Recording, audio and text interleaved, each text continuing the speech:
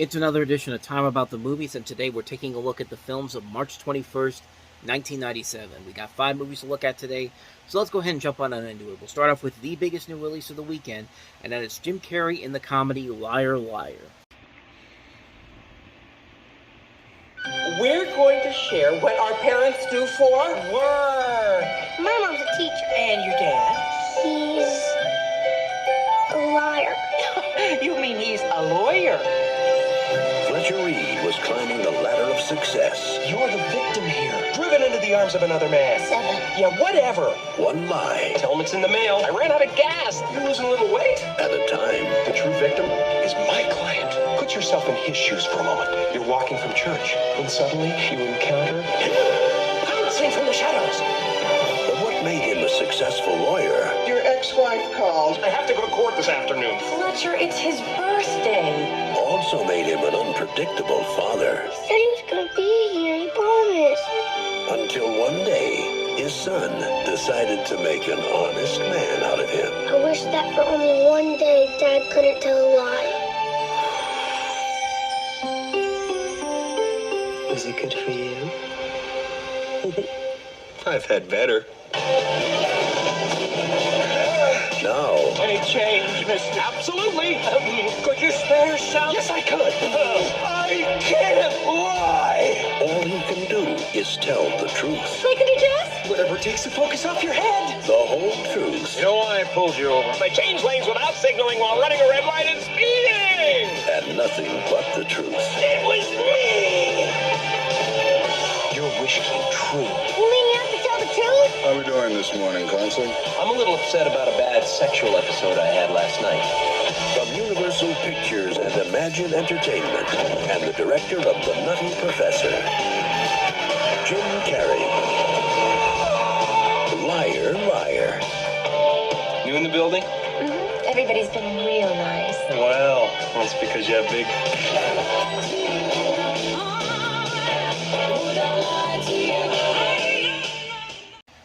Another great comedy from the late 90s. I mean, this is one of my all-time favorite comedies, and really, it's hard not to see why. This is everything that makes Jim Carrey as funny as he can be, which is interesting when you consider that this is kind of a redemption for him after The Cable Guy was seen as a misfire at the box office the previous summer, and it also comes around the same time that Tom Shady, actor-director, the two of them had already worked together, of course, in Ace Ventura: Pet Detective, but this was after he made another great comedy from the late 90s, The Nutty Professor, which came out the previous summer.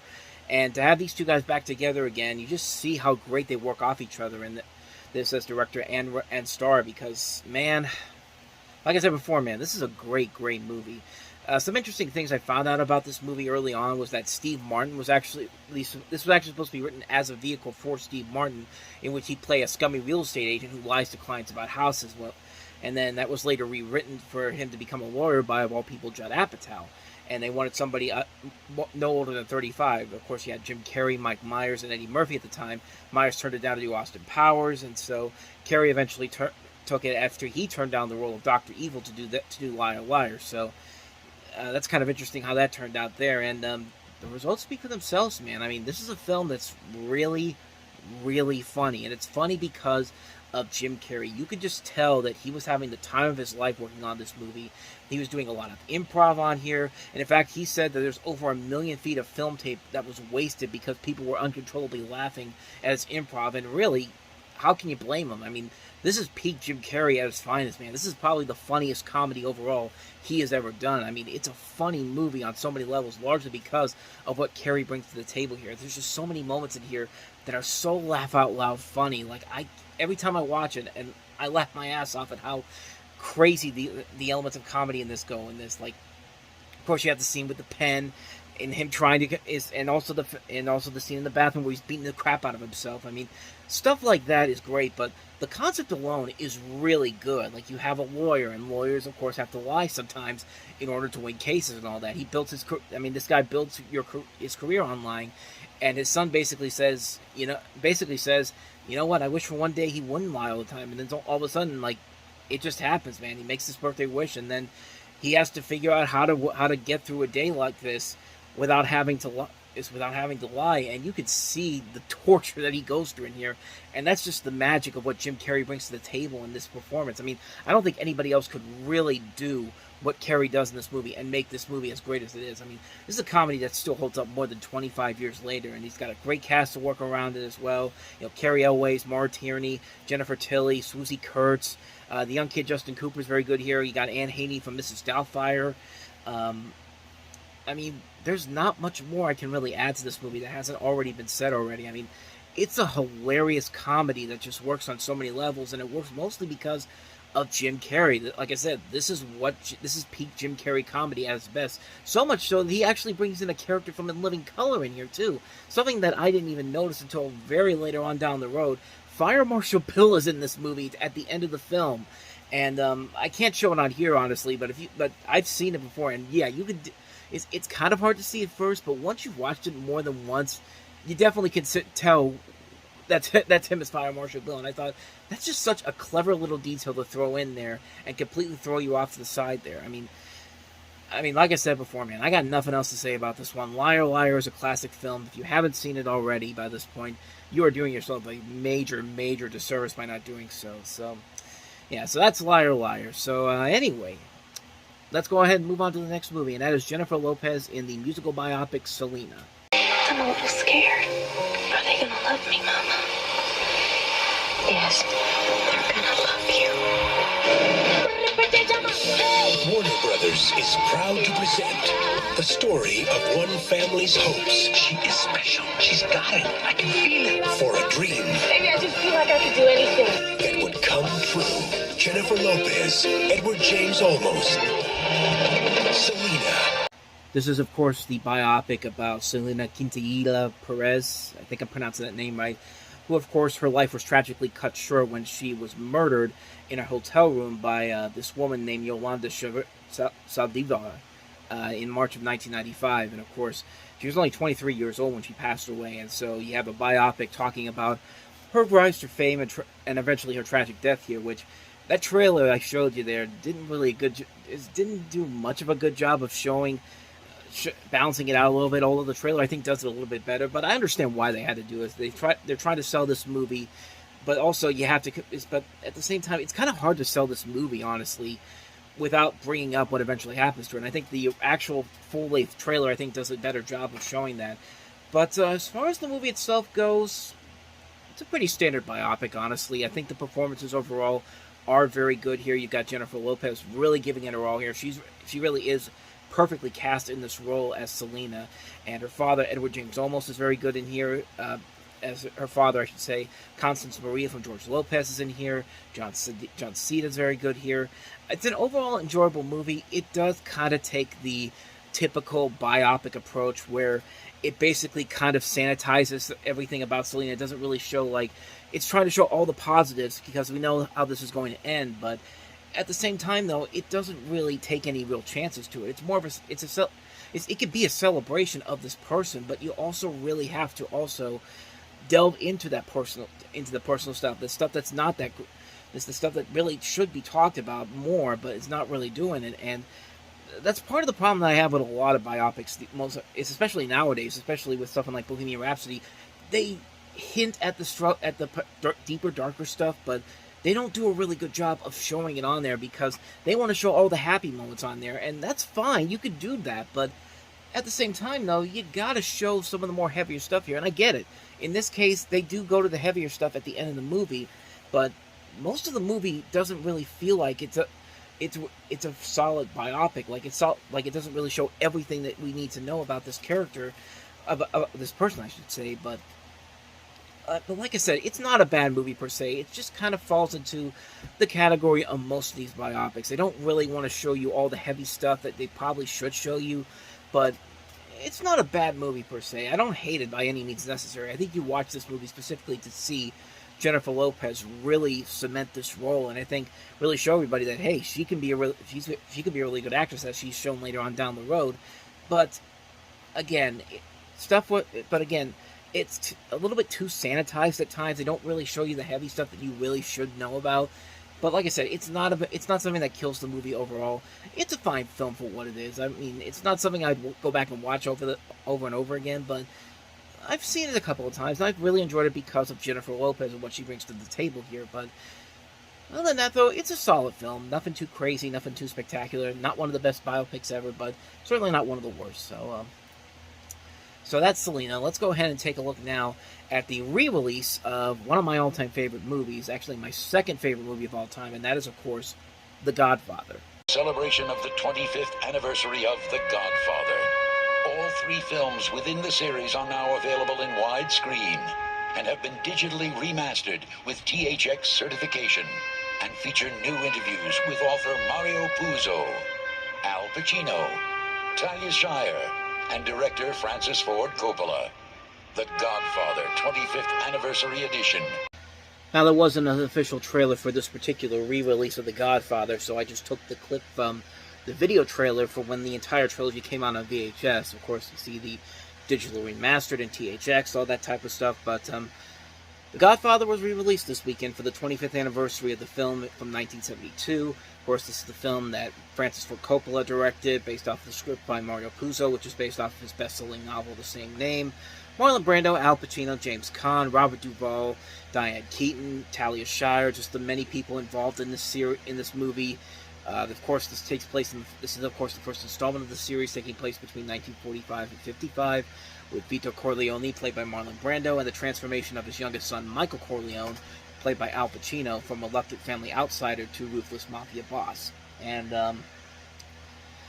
again, this is one of those ones where I really don't have to really say a whole lot about it from what has already been said about it. I mean, The Godfather is one of the greatest cinematic achievements of all time, and the Godfather trilogy as a whole is my second favorite movie series of all time. I mean, just my second favorite movie of all time, honestly. Like, I have a thing with my favorite movies where I just can't pick one movie out of the series of films, and I have a couple of trilogies in my list that I can't really decide on which one out of those specific films to make in my list, so I just put them all together. So the Godfather trilogy as a whole is my second favorite movie of all time.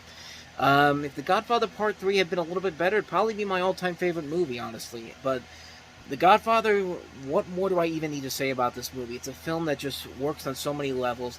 A very long, grand crime epic. This is a thing that's that's over 3 hours long, and it never feels like it's boring you. It never feels like you're getting tired of watching this. You get so invested in these characters and the situations that they essentially have to deal with, and how the mafia works, and it's just like you get so invested in what's going on here, and it's really hard not to get invested in the storyline here. The acting overall is fantastic. Of course, Marlon Brando gets a great performance, so does Al Pacino. The cast overall is great. The violence in this movie is so well done.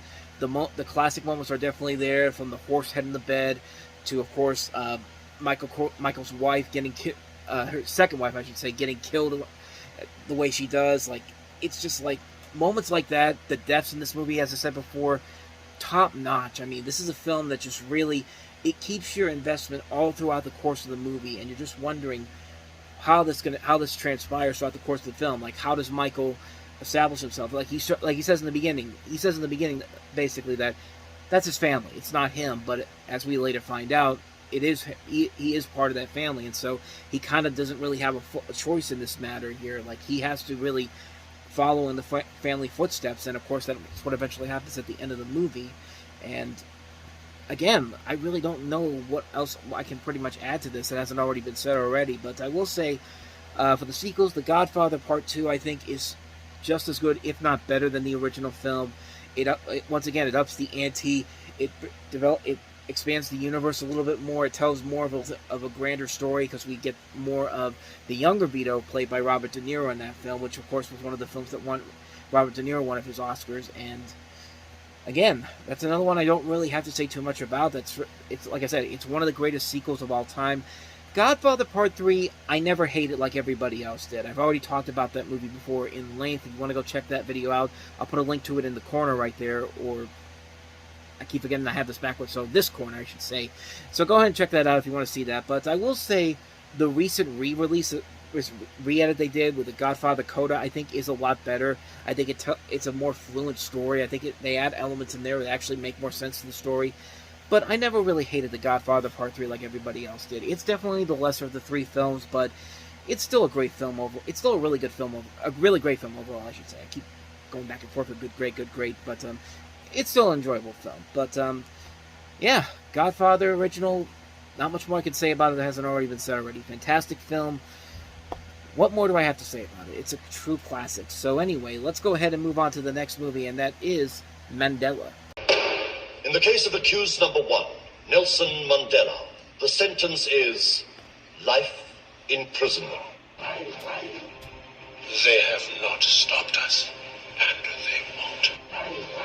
There has been protest action in capital cities all over Europe and America. France, Germany, Japan, they're all against me. Now is the time to sit down with Mandela. Listen, I am the president. The world has decided that South Africa doesn't exist. Mr. President, the country needs new leadership. 2 men. Every day, the cells of your jails grow more and more crowded with angry and defiant young men whose beliefs shook the world. The time has come for our nation to take a new course. Don't trust them. And change the course of history. Okay, so I should probably say that this is not the Mandela that I thought I was going to look at. Apparently there was a documentary about Mandela that came out, Nelson Mandela, that came out in 1996, but it got a release in 1997. I couldn't find any clips for that particular documentary, and when I took the clip that you saw right there, I thought that was that movie in particular, but this is a made-for-TV film that was on Showtime around the same time in February of 1997. You have Sidney Poitier as Nelson Mandela and Michael Caine as F.W. de Klerk.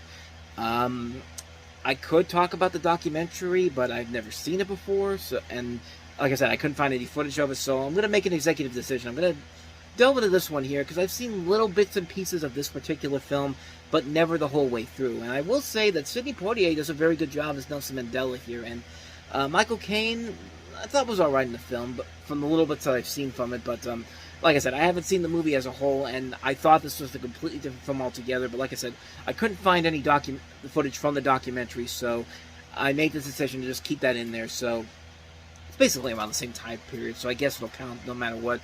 The documentary is probably better, but this movie, from the little bits I've seen from it, doesn't look too bad, honestly, so quick one there. I haven't seen the whole thing, so basically, you're following the negotiations between de Klerk and Mandela to basically end South American apartheid, and this was nominated for several awards in 97 and 98, so again, not much more I can tell you about this one, but seen a couple bits of clips, thought it was alright there, so maybe it's actually a pretty good movie, but with that said, let's go ahead and move on to our last movie here, and that is Steven Soderbergh's Grey's Anatomy. Oh, that's right. Say lightning hit this tree now and a branch cracked, came down, hit your head, and your brains are drooling out all over the grass. Would you go to a doctor then? At first, I really thought that this gentleman was just an actor and that he would try to memorize, or let's say, just be able to give his lines in a certain way. And he was so very knowledgeable, really, when it came to some of the medical terms.